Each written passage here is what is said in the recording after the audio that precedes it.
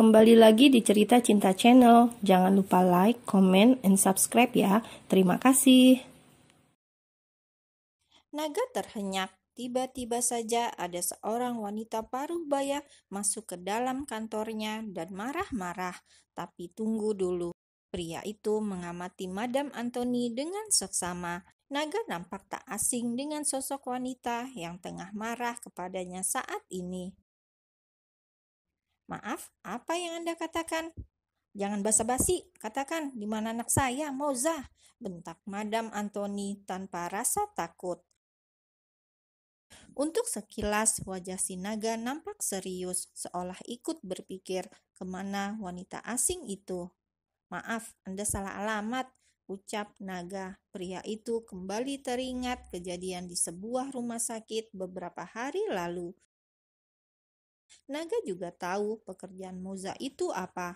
Bila wanita di depannya adalah ibu kandung Moza, jelas ia tak percaya. Sikap kasar saat di taman rumah sakit tempo hari seolah membuat Naga berspekulasi bahwa Madam Anthony pasti bukan ibu Moza. "Alah, tidak usah mengelak. Terakhir kali Moza pergi bersamamu. Tolong kembalikan putri saya." Madam Anthony terus mendesak si naga. Ia yakin pria itu sudah menyembunyikan tambang emasnya. "Nyonya, hentikan. Bila Nyonya terus melakukan keributan, maka saya tak segan-segan memanggil petugas keamanan." "Cih!" Mata Madam Anthony melotot seakan ingin keluar. Ia sangat marah. Karena berani-beraninya, naga mengusir pakai mengancam dengan mendatangkan petugas keamanan. Karena ini bukan area kekuasaannya, Madam pun angkat kaki dengan kesal yang memenuhi hatinya. "Tunggu saja, kita lihat nanti," batin Madam sembari berbalik dan meninggalkan ruangan si naga. Ternyata Madam menepati ucapannya. Ia sedang menunggu di depan perusahaan Sanrio Group bersama beberapa orang yang berbadan sangar. Mereka semua sedang membuntuti naga, sebab Madam Anthony yakin Moza pasti disembunyikan oleh pria itu.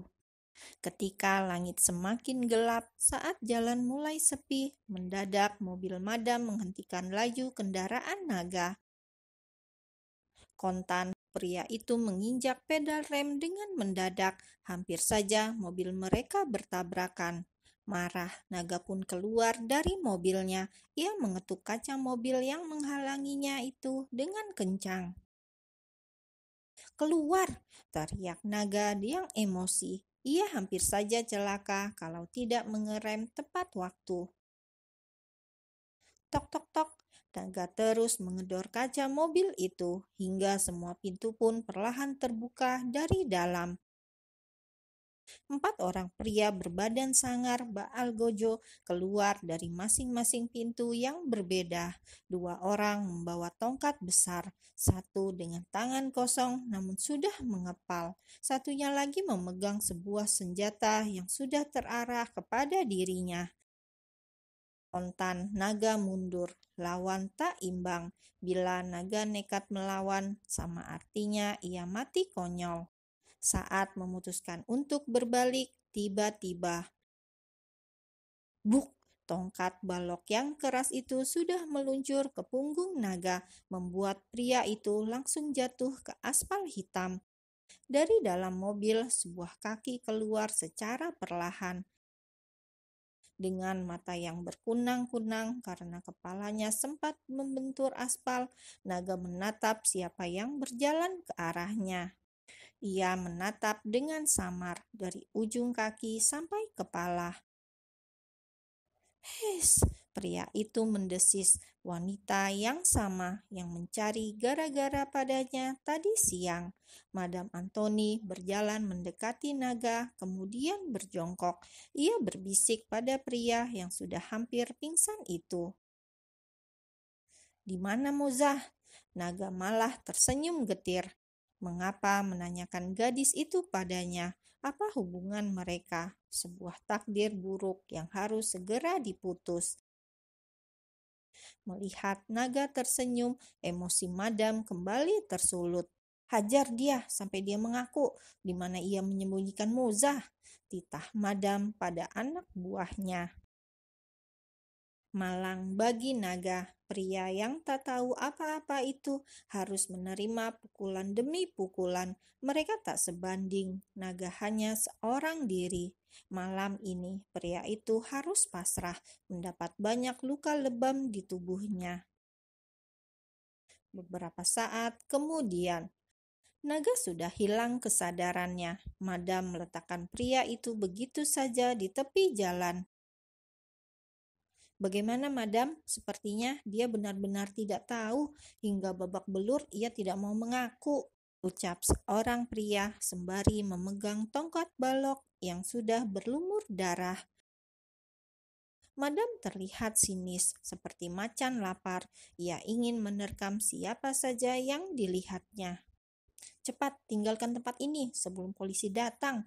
Jangan lupa, hancurkan semua bukti-bukti yang ada, titah Madam Anthony pada seluruh anak buahnya.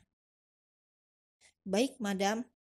Salah satu orang Madam menyiram bensin ke mobil naga, menyeret naga yang sudah babak belur ke semak-semak, dan begitu mobil Madam melaju meninggalkan lokasi kejadian, terdengar dentuman suara yang keras. Boom! Mobil naga meledak, membakar semua yang ada di dalamnya. Tak hanya itu, rekaman CCTV di sepanjang jalan itu juga mereka hancurkan. Madam benar-benar penjahat original, bukan penjahat biasa. Bukan pula penjahat kaleng-kaleng. Wanita itu adalah ibu dari penjahat di lingkungan gelap, Madam Anthony. Siapa yang berani mengusiknya, artinya mati. Beberapa hari kemudian, di sebuah rumah sakit, naga setengah terbaring dengan luka perban di kepala, punggung, dan lengan, dan sebuah goresan di punggungnya. Sampai sekarang ia masih merasakan perihnya. Siapa yang melakukannya? Mengapa tak melapor polisi? Sierra merasa kesal, marah, dan benci. Ia sebal karena suaminya tak mau mengusut penyerangan ini. Meski hanya suami di atas kertas, tidak ada perasaan di antara mereka. Tetap saja, naga sudah menjadi suaminya setahun ini. Ia merasa tidak terima naga diserang begitu saja, harus segera diusut tuntas. Sudahlah, ucap naga dengan dingin. Ia malah kepikiran dengan nasib Moza, wanita asing yang pernah terlibat satu kesalahan dengannya. Naga masih tak menyangka mengalami penyerangan di malam itu. Ia yakin wanita itu bukan sembarang orang. Mas, naga menoleh. Aku bilang akan aku urus sendiri. Kesal, Sierra memilih pergi meninggalkan ruang rawat suaminya. Kenapa dia dihajar sampai begitu? Apa yang kamu lakukan, Mas? Batin Sierra sembari menyandarkan kepalanya pada tembok yang dingin, sedingin sikap naga pada dirinya. 6 tahun kemudian, Sandy, Moza melotot pada anak kecil yang terus berlari ke sana kemari di sebuah minimarket yang ada di sebuah kota kecil. Ayo mah, kejar Sandy. Gadis 6 tahun dengan kuncir 2 itu malah meledek sang mama yang sudah kelelahan mengejar Sandy. Awas ya kalau kena, ancam Moza dengan gerakan seakan ingin menerkam. Takut, gadis kecil berambut panjang dikepang 2 itu pun lari amat kencang. Buk! Karena lari terburu-buru, Sandy tak sengaja menabrak seorang pria berpakaian rapi, setelan jas navy dengan dasi polkadot, pria yang tampan.